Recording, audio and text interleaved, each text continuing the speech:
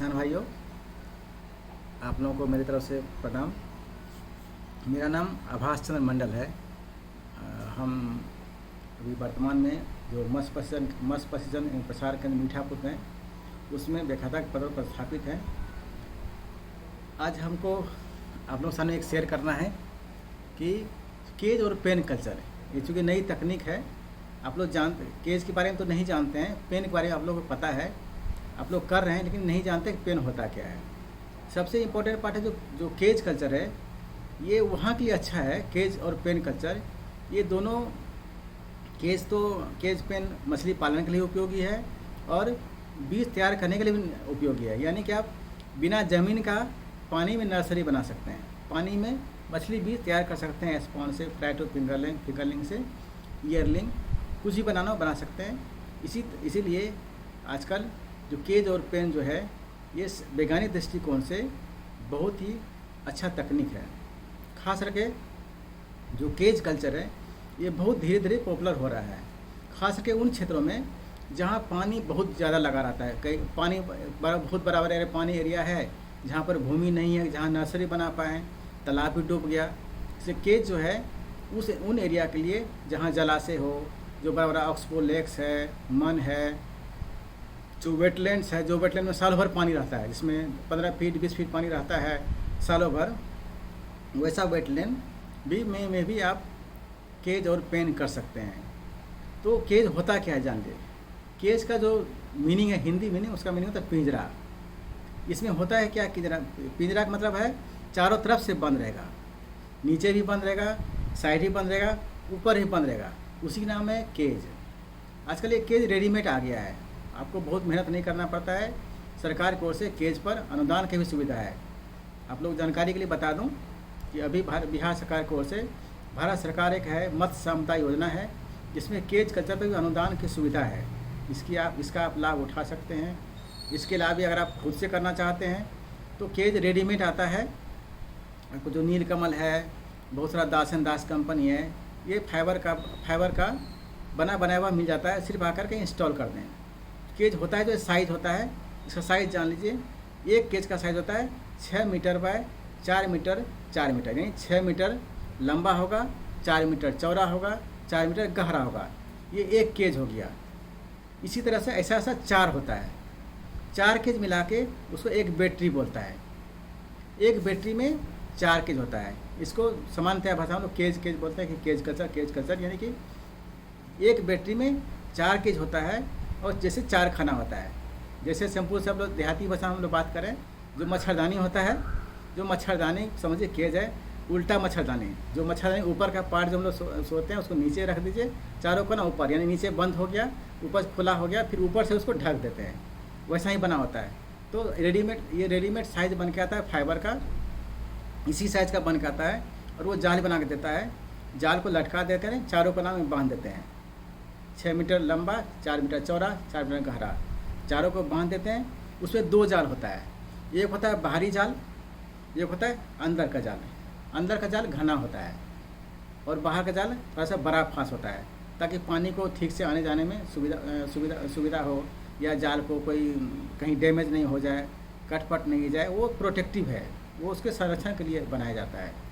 और केज जान लीजिए आप लोग, अच्छा वहाँ के लिए जहाँ पर धारा, कहीं नदी का धारा तेज है, जहाँ नदी का प्रभाव है, वहाँ केज नहीं लग सकता है। केज अस्थिर पानी में लगता है।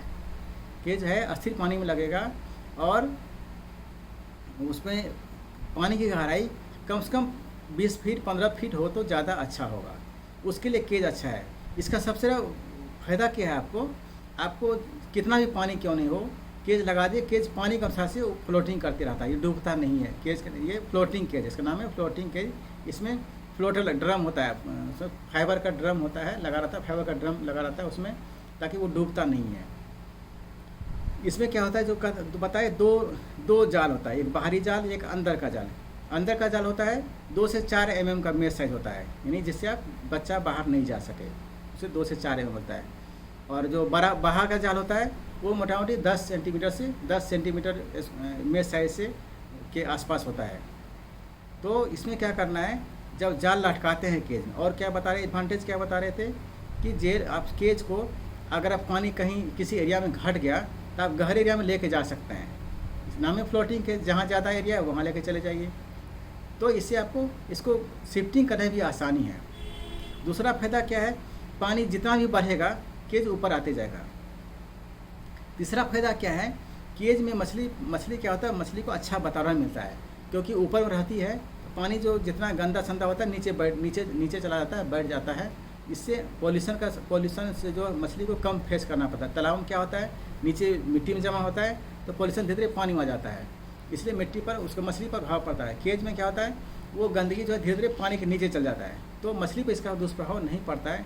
इसलिए केज में चाहे मछली का जो बीच फ्राई से फिंगरलिंग हो, फ्राई से फिंगरलिंग से जो ईयरलिंग है, इसका जो ग्रोथ है ज़बरदस्त है, ये बहुत ही अच्छा है, तेज़ी से ग्रोथ करता है और सर्वाइवल भी जाता है। आपको बता रहे थे हम कि नर्सरी में क्या होता है, जैसे बाहर नर्सरी में क्या होता है, सांप बिच्छू में रख सब आके स्पॉन खा रहा है, ऊपर से पक्षी खा रहा है। केज में कोई नहीं खा सकता है, क्योंकि नीचे भी बंद है, ऊपर साइड भी बंद है और ऊपर भी बंद है, तो बाहर से कोई भी उस पर बाहर से आके खा नहीं सकती है, तो सर्वाइवल नहीं खाएगा, सर्वाइवल अच्छा होगा। दूसरा फ़ायदा क्या है, आपको हार्वेस्टिंग करना बहुत आसान है। अगर आपको किसी को बीज बेचना हो या मछली बेचना हो, तुरंत एक जाल को उठा करके उतना स्पॉन निकाल के बेच, उसमें फ्राई फिंगर निकाल के बेच सकते हैं। और इसको साफ़ सफाई भी आसान है। और ये जैसा जाल को एक ब्रश आता है, जाल का ब्रश से उसको साफ़ सफाई कर दीजिए, तुरंत साफ़ हो जाएगा, और वो जितना साफ़ करेंगे सीधे सब पानी में चल जाएगा, इसलिए बहुत ही आसान है। और दूसरा इसमें एक थोड़ा सा एक सावधानी बरतना पड़ता है केज कल्चर। सावधानी क्या बरतना है कि जब डालते हैं पानी में, केज जब मतलब सीड स्टॉक करना, इसके लिए आप फ़ायदा नर्सरी में तालाब तैयारी करना, इसमें तालाब तैयारी नहीं करनी पड़ती, सिर्फ आपको जाल को फिक्स कर देना पड़ता है। आप चारों तरफ उसको टाइट किया रहता है ताकि चारों पन्ना पूरा टाइट रहे, मेंटेन रहे, ताकि वो जमा नहीं हो जाए, जमा एक जगह नहीं हो, इसलिए उस तरह किया जाता है। यानी चारों कोना टाइट, ऊपर भी बांधना है नीचे भी बांधना है चारों कोना, इसे ताकि पूरा टाइट उसमें उसको हापा कर सकता है या जाल कर सकते हैं, वो टाइट रहेगा पूरा। और उसको क्या करें, एक सप्ताह छोड़ दें पानी में डालने के बाद। उसमें एक सप्ताह छोड़ने से क्या होता है, जो अंदर का जाल है उसके ऊपर एक अलग का मेट जम जाता है। वो क्या मेट जमने से क्या होता है कि मछली जो उस पर सटती है उस पर खरोच नहीं आएगा, कोई स्क्रैच नहीं आएगा। ऐसे अगर सीधे आप आज जाल लगाए, कल सीध स्टॉक कर देंगे तो क्या होगा, मछलियाँ क्या होता है जाके दीवार से जो चलती है, रगड़ती है, तो उसके मुंह में घर्षण होता है, सही में घर्षण होता है, इससे फंगस इन्फेक्शन होने का चांसेस बढ़ जाता है। इसलिए क्या किया जाता है, एक सप्ताह उसको केज को छोड़ दिया जाता है। इससे क्या होगा कि एक लेयर जम जाएगा, वो उसको कुशन का काम करता है ये इसके लिए, मछली के लिए, ताकि उसका घर्षण भी होगा तो उसमें अलगे पर उसको कोई स्क्रैच नहीं आएगा, कोई घर्षण नहीं होगा। इसमें आप 2 काम कर सकते हैं, ये बहुत ही अच्छा है। आप बीज भी बना सकते हैं और मछली पाल सकते हैं। अगर वो बीज बनाना है तो इसका जो संख्या है, स्टॉकिंग डेंसिटी, वो है 250 पीस प्रति क्यूबिक मीटर। 1 मीटर चौड़ा, 1 मीटर लंबा, 1 मीटर गहरा अगर आपका एरिया है, उसमें आप 250 पीस स्पॉन डाल सकते हैं। इस स्पॉन को आप 80 से 120 दिन तक, 90 से 120 दिन, 80 से 120 दिन ले जा करके फिंगरलिंग बना सकते हैं 100 mm तक। और सबसे फ़ायदा क्या है, आपको बीज को अगर आपको खुद के लिए बीज तैयार कर रहे हैं, आपको बीज कहीं बाहर लेके नहीं जाना है, बस वहीं दाल से निकाल के अपने जो वाटर बॉडी है, चाहे आपको मन है, चाहे आपको रिजर्व है, उसमें डाल देना है। या अगर बेचना है तो बेच सकते हैं, लेकिन ये जनरली खुद अगर बीज का आवश्यकता हो, कंजम्पशन है, तो उसके लिए बहुत ही अच्छा है, क्योंकि बीज ट्रांसपोर्ट नहीं करना पड़ता है। आप जानते हैं कि बीज ट्रांसपोर्ट करने में एक तो बीज मरती है, बीज पे कोई स्ट्रेस आता है, घाव फंगल इन्फेक्शन का, फंगल जो संक्रमण का, जो कवक संक्रमण है, उसका चांसेस बढ़ जाता है। इसमें वो नहीं होता है, तो सीधे वहाँ से बीज अपने हापा से निकालिए, केस से निकालिए, सीधे आपको वाटर बॉडी में डाल दीजिए। इससे आपको सर्वाइवल बहुत अच्छा मिलता है। और चूँकि ये इसका अच्छे वातावरण में बीज बनता है, तो बीज की गुणवत्ता भी काफ़ी अच्छी होती है। और आप ये 120 दिन में इसी तरह से आप कई क्रॉप ले करके, अब जो आपका वाटर बॉडी है, कम से कम पैसे में, कम से कम लागत में अधिक से अधिक बीज बना सकते हैं। इसके अलावे आप इसमें बीज ही नहीं है, आप मछली भी पाल सकते हैं। क्या बताया आपको, इसका जो कॉस्ट कितना है, मात्र 3 लाख रुपये कॉस्ट है। 4 जो बताया, एक बैटरी का कॉस्ट है 3 लाख, और इसका लाइफ कम से कम 5 से 6 साल है। आपको ये समझिए कि चलता फिरता तालाब है ये। इसका जान लीजिए, ये आप तरह से कह सकते हैं मोबाइल पॉन्ड है ये। आप चलता फिरता तालाब है, आप पानी में यहाँ से वहाँ लेके जा सकते हैं, मछली पाल सकते हैं। ये क्या बताए, एक बताएगा बीज बना सकते हैं। खाना जैसे पड़ता है नर्सरी में वैसे डालेंगे आप, बड़ी का 2 गुना, 5 दिन तक 2 गुना, फिर 4 गुना, फिर 8 गुना, और जब बड़ा हो सकता है तो बड़ी का 6% 8% खाना दे सकते हैं। सबसे और एक फ़ायदा आपको है केज कल्चर में, अगर अब बीज खाना ज़्यादा भी पड़ जाएगा मछली पर कम हानिकारक असर पड़ता है, क्योंकि वेस्टेज पानी के नीचे चल जाएगा, क्योंकि ये फ्लोटिंग होता है। उसी तरह से करना है आपको। अगर आप मछली बीज बना, इसमें मछली पालना है, तो आजकल बड़े बड़े जलाशय जो है, जैसे झारखंड में, मध्य प्रदेश में, आपके बिहार में भी, आपको जो बिहार के पूर्णिया में जो एक ऑक्सबो लेक्स है, ऑक्सबो लेक्स नहीं, वेटलैंड है, बड़ा सा वेटलैंड है, उसमें भी ये केज कल्चर हो रहा है। बांका में जलाशय में केज कल्चर हो रहा है, जो बहुत ही सफलपूर्ण है। अभी 4 महीने में आपको पूर्णिया ज़िले में सभी मछलियाँ जो पेंगेसस रखी गई थी उसमें सब 400 से 500 ग्राम 600 ग्राम हो गई। इसके लिए आप जो प्रति केज बताए थे 6x4x4 में 4000 पीस डाल सकते हैं पेंगेसस का बीज। पेंगेसस तिलापिया के लिए बहुत ही अच्छा है मछली पालने के लिए केज में, और ये कम समय में 5 से 6 महीने में आपका 700 ग्राम 800 ग्राम हो जाएगा। तो कुछ नहीं करना है, ये पेंगेसस पालने के लिए सबसे आसान चीज़ है। आप सबसे आसान चीज़ है, प्रति केज 4 से 5000 बीज डाल दें, यानी कि चारों खाना मिला करके 20 से 22,000 बीज डालें, और भोजन कराएं। जो भोजन का प्रतिशत है, अगर छोटा बताएं वजन प्रतिशत के अनुसार से 8%, 6%, 4%। अगर बड़ी मछली हो गई, छोटी मछली है तो 8%, यानी कि 5 ग्राम 10 ग्राम 20 ग्राम है तो 8%। अगर 100 ग्राम हो गया तो मोटा मोटी आप 6% चला सकते हैं। अगर 250 ग्राम हो गया तो 4% चला सकते हैं। 500 ग्राम से ऊपर हो गया तो 3% चला सकते हैं। जैसे ही 600-700 ग्राम हो गया 2% पर फिक्स कर देना है। 1 किलो हो गया तो ये 1% से 2% काफ़ी है। लेकिन इसमें ये करना है, बड़ा बीज नहीं बनाना है। ये मेरा सलाह होगा कि आधा किलो तक बीज बनाने के लिए तैयारी करें। आधा किलो हो, 600 ग्राम हो, अपने पेंगेसस को हार्वेस्टिंग कर लें। चाहे तिलापिया की स्पीसीज आई है जिसका नाम है तिलापिया नेलोटिकस, वो भी बहुत इसके लिए उपयोगी है, उसका भी पालन कर सकते हैं। इसके अलावा आजकल कवे भी कर सकते हैं। सबसे फ़ायदा इसमें बाहर क्योंकि मछली आने रही है, जो भी स्पीसीज है आप इसमें कर सकते हैं। बहुत जगह तो सिंघी भी पालन कर रहा है लोग, सिंघी भी कर सकते हैं। लेकिन बड़े पैमाने पर पेंगेसस पालन, इसमें पेंगेसस और तिलापिया पालन हो रहा है। इसलिए आप लोग केज कल्चर, जो केज का जो तकनीक है, ये अपने वेटलैंड, ऑक्सबो लेक्स, वेटलैंड, जहाँ भी बताए पानी अस्थिर पानी हो और 20 फीट 25 फीट पानी हो, ये केज कल्चर के लिए बहुत ही उपयोगी है। जहाँ बार एरिया है उसमें रिस्क कुछ नहीं रहेगा आपको, क्योंकि इसमें केज बहना नहीं है, डूबना नहीं है, कोई से बाहर से कोई एनिमल इसमें खाएगा नहीं, क्षति होगा नहीं। इसलिए मछली पालन के दृष्टिकोण से और बीज बनाने के दृष्टिकोण से, दोनों के दृष्टिकोण से महत्वपूर्ण है। और सरकार की ओर से इस पर 1.5 लाख प्रति केज, यानी कि चार केज के लिए आपको 3 लाख सरकार से प्रावधान है। उसमें 50% आपको अनुदान मिलेगा। अगर कोई महिला उम्मीदवार हैं, अगर अनुसूचित जनजाति के उम्मीदवार हैं, उनको 60% अनुदान मिलेगा, यानी कि 3 लाख पर 1,80,000 अनुदान मिलेगा। और सामान्य केस में 1,20,000 अनुदान मिलेगा। कोई भी आदमी इसका लाभ उठा सकते हैं। केज कल्चर का बहुत ही अच्छी तकनीक है, इसमें कोई रिस्क नहीं है। कम जगह में अधिक से उत्पादन कर सकते हैं। और इससे फ़ायदा क्या है कि आप एक जगह आप कई केज लगा सकते हैं, तो इससे आपको लेबर कॉस्ट कम लगेगा। आप सोलर पावर, वहाँ पर सोलर लाइट लगा सकते हैं ताकि सुरक्षा दृष्टिकोण से अच्छा रहे। ये इस दृष्टिकोण से केज बहुत अच्छा है, इसमें आप कर सकते हैं। नई तकनीक है, बहुत इसमें कोई नई तकनीक नहीं, बिहार के लिए नई तकनीक है, लेकिन भारत के लिए नई तकनीक नहीं है, मत्स्य पालन एरिया के लिए नई तकनीक नहीं है, लेकिन बहुत ही सफल तकनीक है। खास करके जहाँ पर बीज तैयार करना हो, जहाँ पर बीज नर्सरी सुविधा नहीं हो, उसके लिए बहुत उपयोगी है।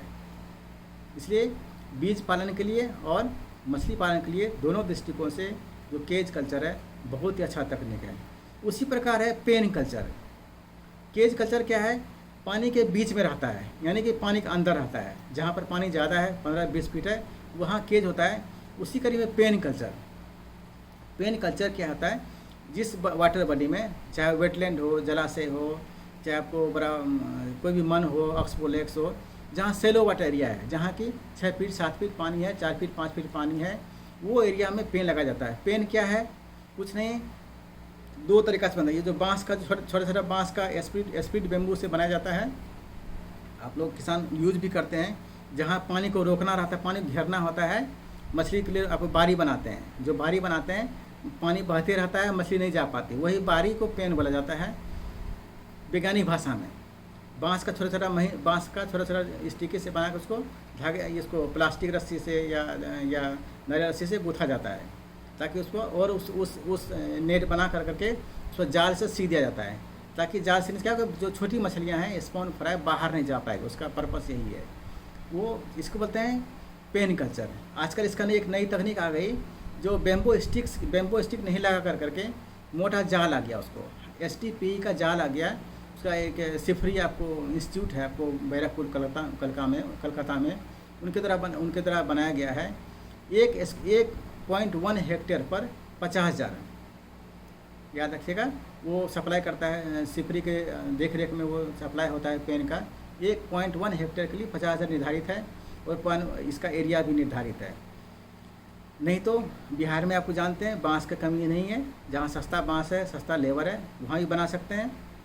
याद रहे, सेलो वाटर में जहाँ पानी कम है वहाँ प्रयोग करेंगे। जैसे नर्सरी में पालन करते हैं, नर्सरी में मिट्टी का बांध है और यहाँ पर बांस का बांध है, यही समझा जाए। सेम और सब तकनीक सेम है। इसे भी जहाँ पर पेन बनाना है वहाँ चूना डाल देना है।